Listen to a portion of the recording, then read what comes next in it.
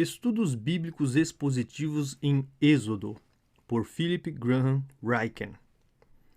A primeira Páscoa. Êxodo capítulo 12, do verso 1 a 13.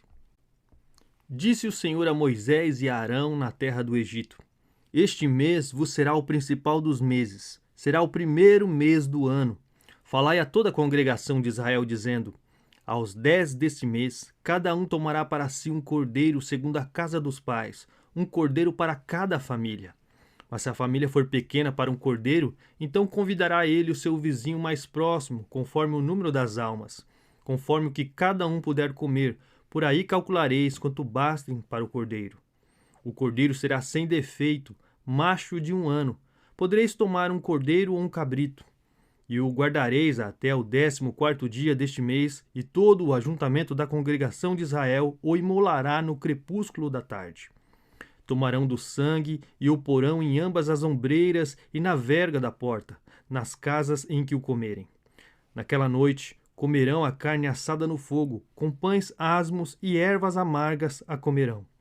Não comereis do animal nada cru, nem cozido em água, porém assado ao fogo, a cabeça, as pernas e a fissura. Nada deixareis dele até pela manhã. O que porém ficar até pela manhã, queimá-los-ei. Desta maneira o comereis: lombos cingidos, sandália nos pés e cajado na mão. Comê-los-eis à pressa. É a Páscoa do Senhor. Porque naquela noite passarei pela terra do Egito e ferirei na terra do Egito todos os primogênitos, desde os homens até os animais. Executarei o juízo sobre todos os deuses do Egito. Eu sou o Senhor.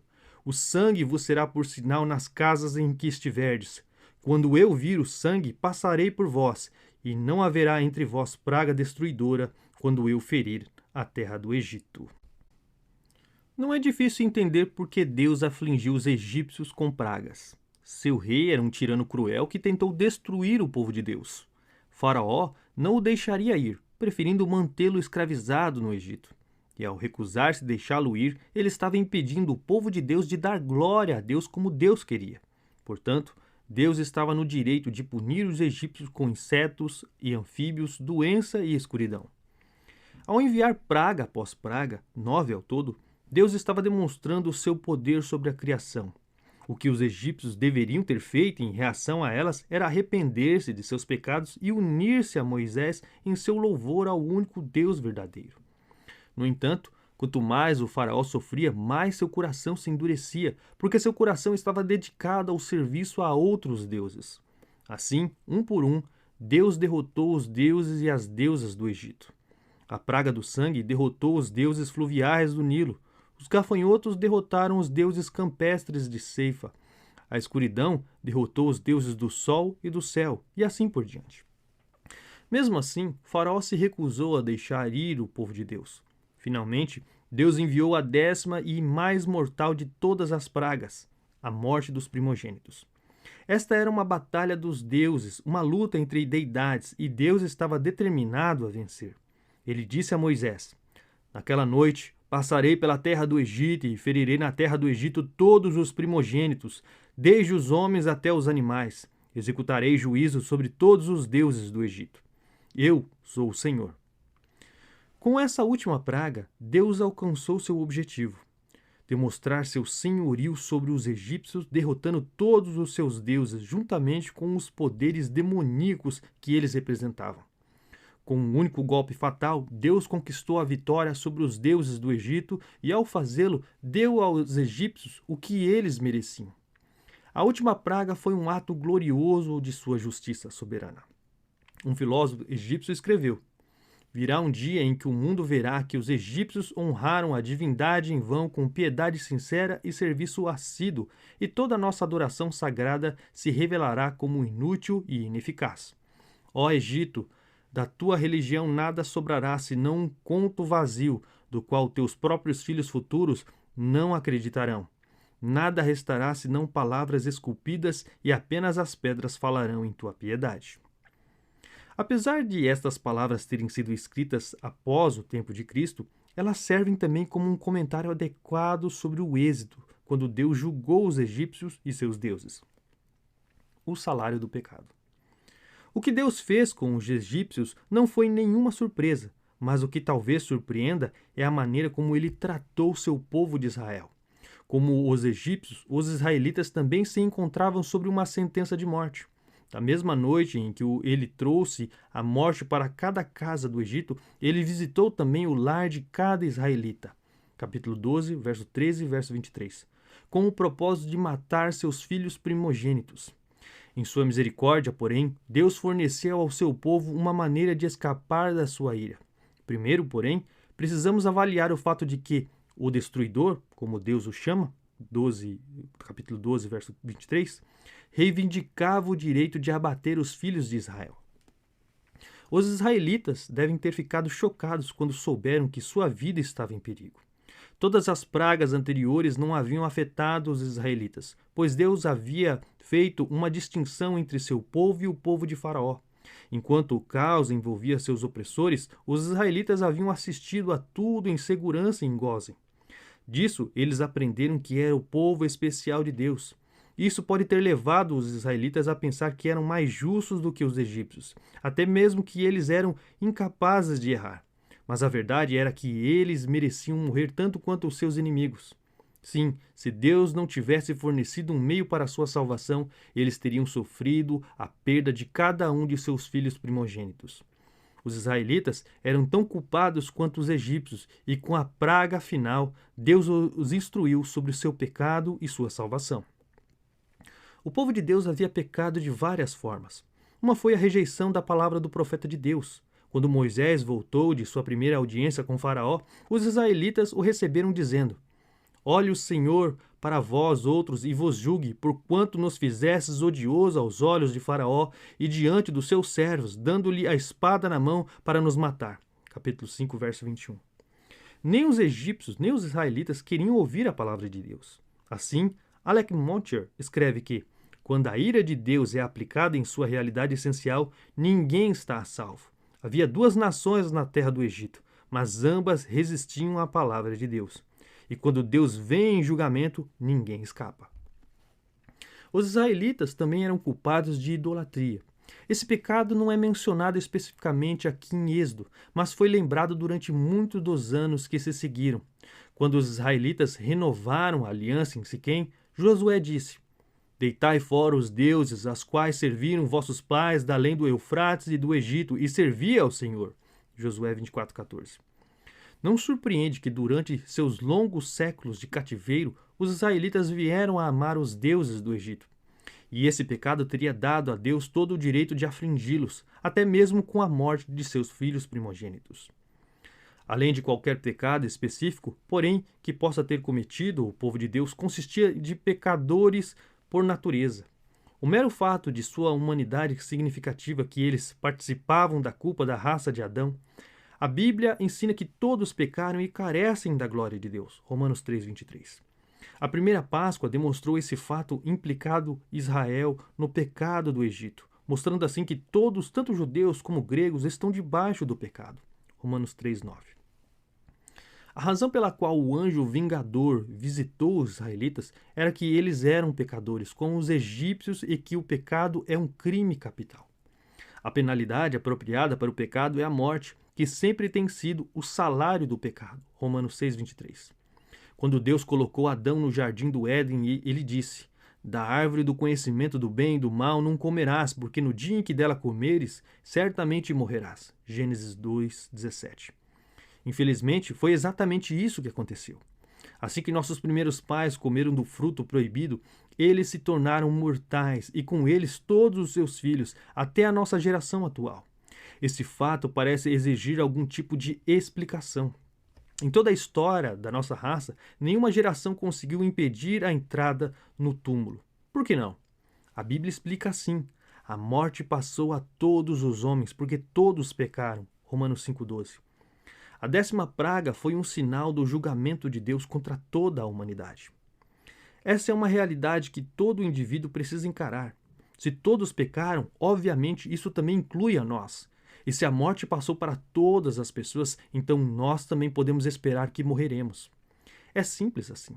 Jamais reconheceremos nossa necessidade de salvação se não aceitarmos que somos tão culpados quanto qualquer outro, que, por isso, a nossa vida está em falta com Deus.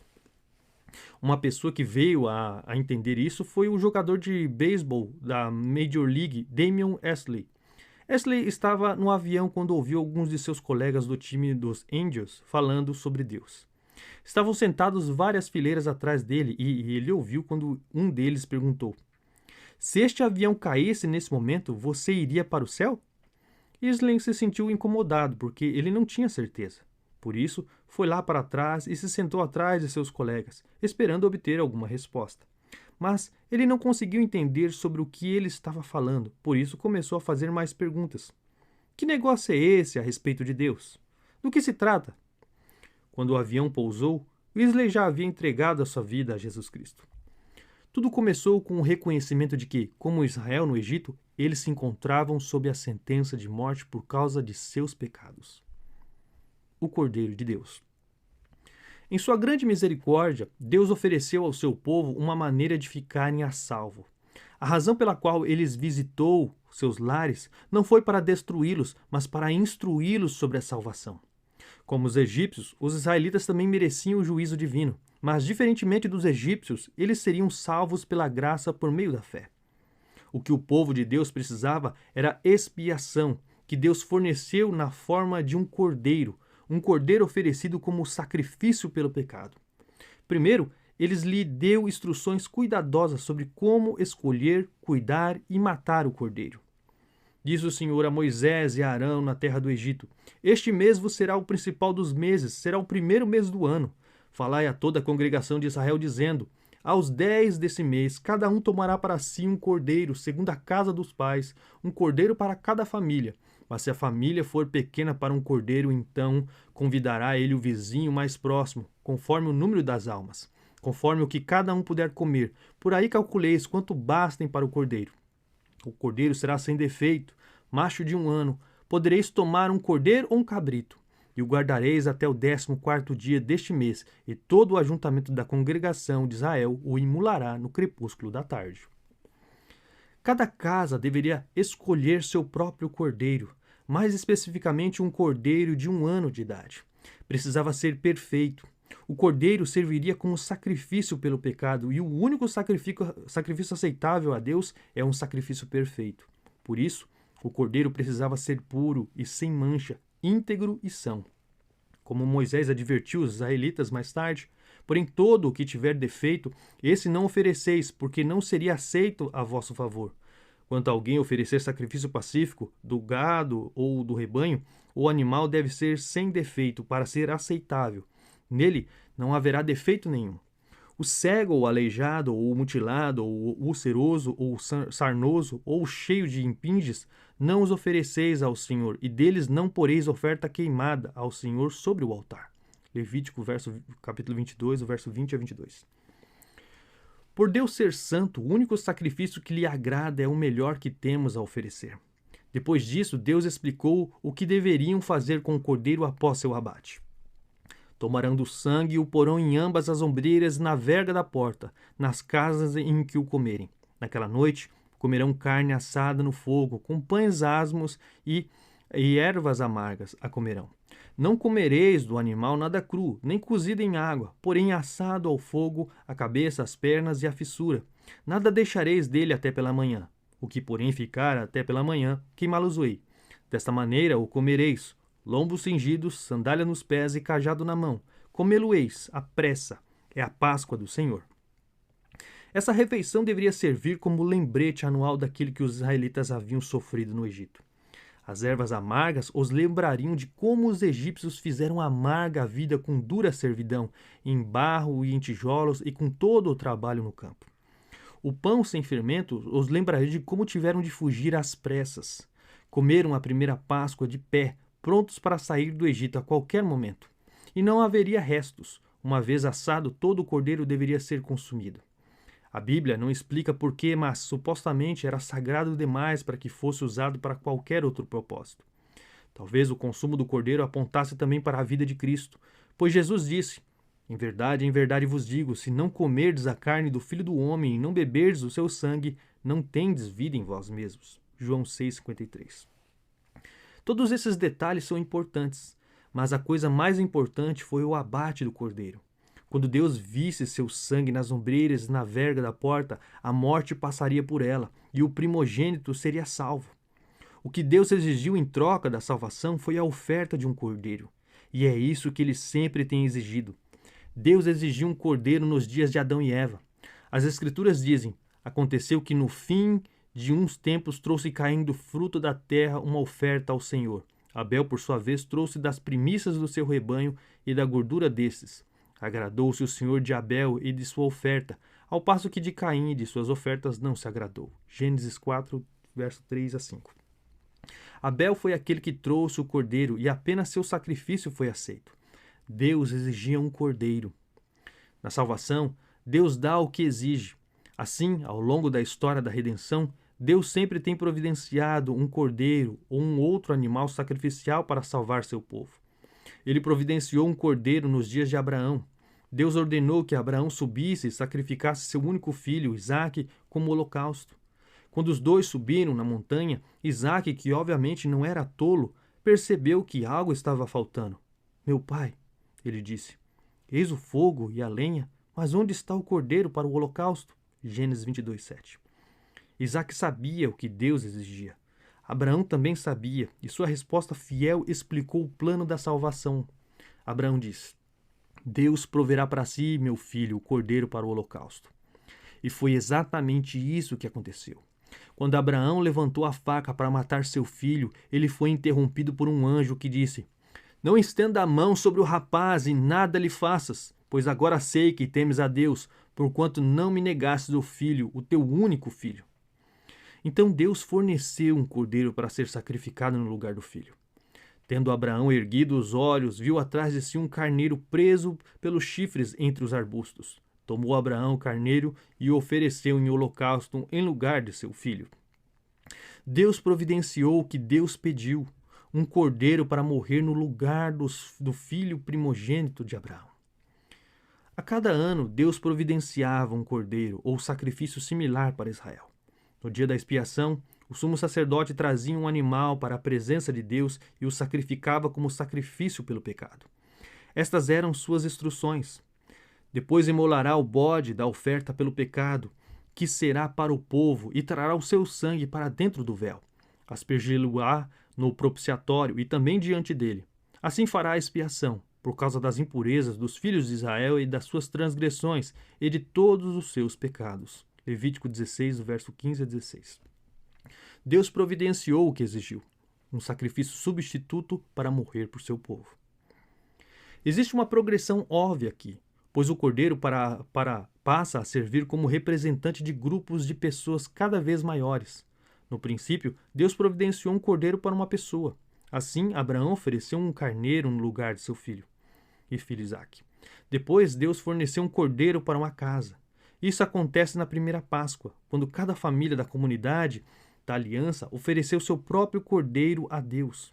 Em seguida, Deus providenciou um sacrifício para toda a nação. No dia da expiação, um único animal expiava os pecados de todo Israel. Finalmente veio o dia em que João Batista viu a Jesus que vinha para ele e disse: Eis o Cordeiro de Deus que tira o pecado do mundo. Deus estivera planejando isso desde o início, que um cordeiro morresse por um mundo. Pela sua graça, ele providenciou um cordeiro, o cordeiro que foi abatido desde a criação do mundo. Apocalipse 3, 13 e 8. A mensagem consiste da Bíblia é que toda pessoa que queira encontrar Deus precisa vir a Ele com base no cordeiro que Ele providenciou. Todos os outros cordeiros preparavam a vinda de Cristo. Um teólogo os chamariam de tipos. Em outras palavras, os cordeiros eram sinais que apontavam para a salvação em Cristo. Como escreveu o famoso Jonathan Edwards em sua obra A History of the Work of Redemption. Cristo é sua redenção, são o tema de toda a palavra de Deus.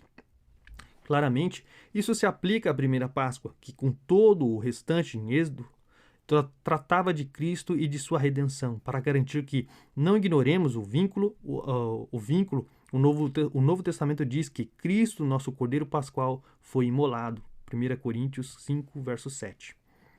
Para poder ser o nosso Cordeiro Pascual, Jesus teve de cumprir o padrão de perfeição de Deus. Lá atrás, durante o Êxodo, o Cordeiro Pascual tinha de ser fisicamente perfeito. No caso de Jesus, a perfeição que Deus exigiu era de natureza moral. Jesus precisava ser totalmente sem pecado. A Bíblia, em todo o cuidado para mostrar que este realmente foi o caso, em virtude de seu nascimento virginal, sua natureza estava livre da corrupção do pecado original. Jesus também não cometeu nenhuma transgressão.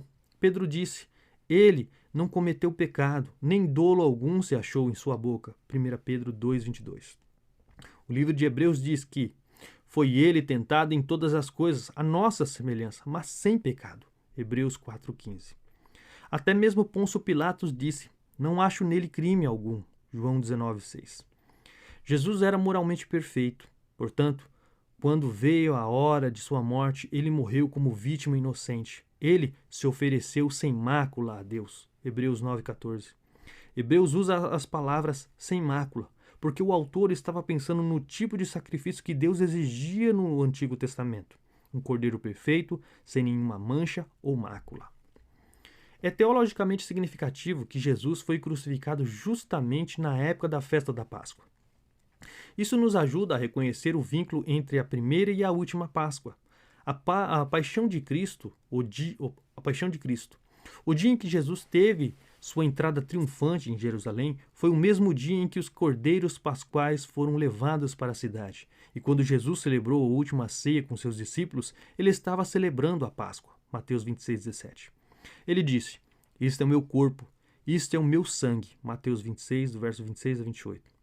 Os discípulos não o entenderam na época, mas o que Jesus estava dizendo era: a Páscoa trata de mim, eu sou o cordeiro sacrificial. Então Cristo foi crucificado. Era o fim da tarde na véspera da Páscoa. Ao escurecer, cordeiros seriam sacrificados em toda a casa, segundo a lei de Moisés, na cidade inteira. O país estava se preparando para fazer sua oferta, reunindo sua família e dizendo: Deus nos providenciou um cordeiro. No templo, o sumo sacerdote também estava preparando um cordeiro para apresentá-lo como expiação pelo pecado de Israel. E lá estava Jesus, pendurado na cruz, e o sangue sacrificial jorrava de suas mãos e de seu lado. Ele era o Cordeiro de Deus que retira o pecado do mundo. Nada além do sangue. É preciso mencionar o sangue de Jesus porque os regulamentos pascuais exigiam explicitamente um sacrifício de sangue. Isso foi algo que Steven Spielberg aprendeu quando produziu O Príncipe do Egito, um filme baseado na vida de Moisés. No roteiro original, Deus dizia: quando eu vir a marca no batente. No entanto, os líderes religiosos, contratados como consultores pelo estúdio cinematográfico, objetaram dizendo que isso não era específico o bastante. Insistiram que a marca precisava ser feita de sangue. Assim, a fala foi mudada para quando eu vir o sangue. Sangue jorra em todo o capítulo 12 de Êxodo. Os israelitas receberam a ordem de abater seus cordeiros, 12:6. E, evidentemente, não havia maneira de fazer isso sem derramar sangue.